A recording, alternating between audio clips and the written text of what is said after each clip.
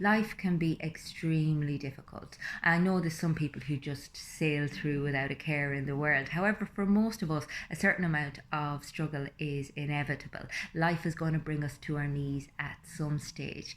If you're anything like me, it's going to bring you to your knees several times over. However, when we're in that place, when we're so low that we don't think we can get any lower, we have a choice. We can break down, we can shut down, we can shut ourselves off, we can find ways of numbing, we can find distractions so that we don't have to deal with what it is that's actually going on. And we can shut ourselves off emotionally so that we protect ourselves from ever getting hurt again. However, when we do that, you cannot selectively repress emotions. So we basically cut ourselves off from all of our potential joy. Now, the other option is to break ourselves open, to sit with our suffering, to tolerate it, and to recognize the lesson that it has for us. Now, I know if you're in the midst of a shitstorm, the last thing you fucking want to hear is, oh, there's a lesson in it for you. Or I know I don't anyway. But some of the most valuable nuggets of wisdom that I have are from my negative experiences, and I genuinely believe that my strength as a person, that my integrity, that my ability to help other people has all come from a place of suffering, has all come from being able to sit with it and to recognize what it is and to heal a little bit. I think healing isn't one of those things that linear, or it's not something where you get to a final destination and it's over. I think I'm going to be always on a journey of healing, and I'm okay with that. In fact, I embrace it. I love it, because I feel like in some ways it's an opportunity to delve into who I actually am.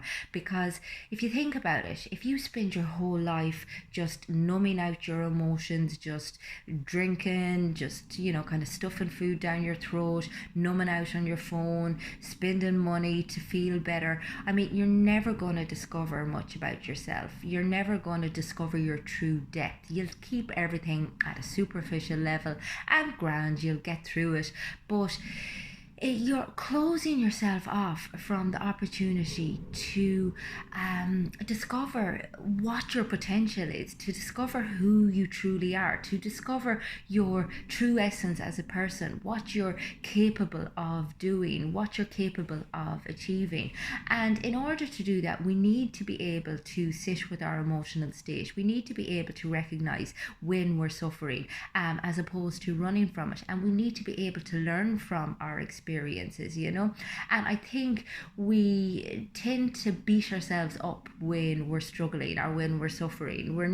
It's a double whammy. We're beating ourselves up for feeling bad, because there's this really strong cultural idea that you have to be positive and that you have to be outgoing and that you have to be ambitious and successful. And it's really hard, because so many people are suffering. So many people have anxiety and depression and loneliness and disconnect, and yet they cannot talk about it. They cannot open up and share it with other people, because they just feel that it is not acceptable, And consequently, people suffer far more than they need to.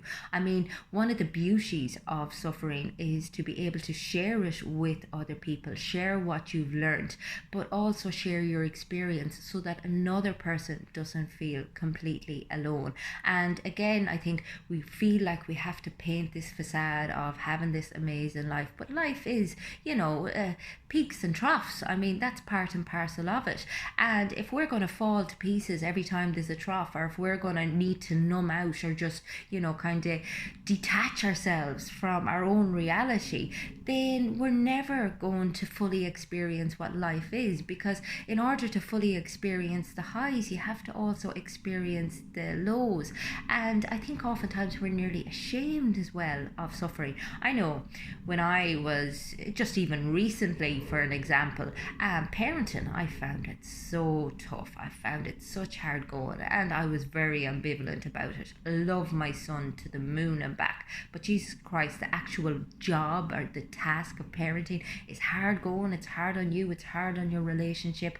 And It's very hard to talk about it because I mean literally it's you're straight away kind of nearly fed this, oh you're ungrateful, you need to just appreciate them while they're young because they won't be young forever. Well, no shit, Sherlock, but I still find it hard. I still need to be able to express that.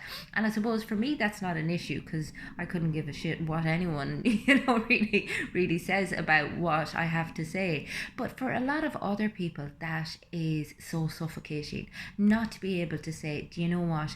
I'm on my knees here. I'm really struggling. I haven't enjoyed life for the last 6 months. I'm really my relationship is falling apart. I'm not showing up for my job. I think I'm going to lose my job. And these are things that people are carrying with them every single day unnecessarily. And this is what's killing people.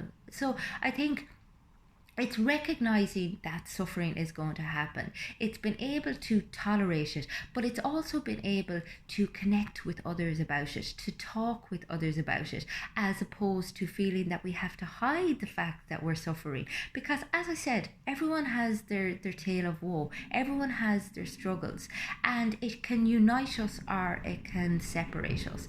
And again, the choice is up to us.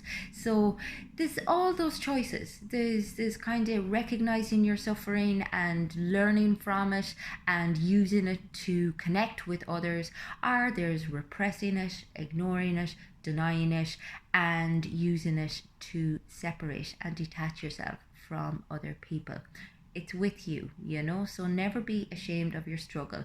Always feel that you can talk about it to somebody at some stage. And indeed, if you are struggling with some aspect of your life and you feel that I could help you, get in touch with me on my website. It's fundamentals.ie.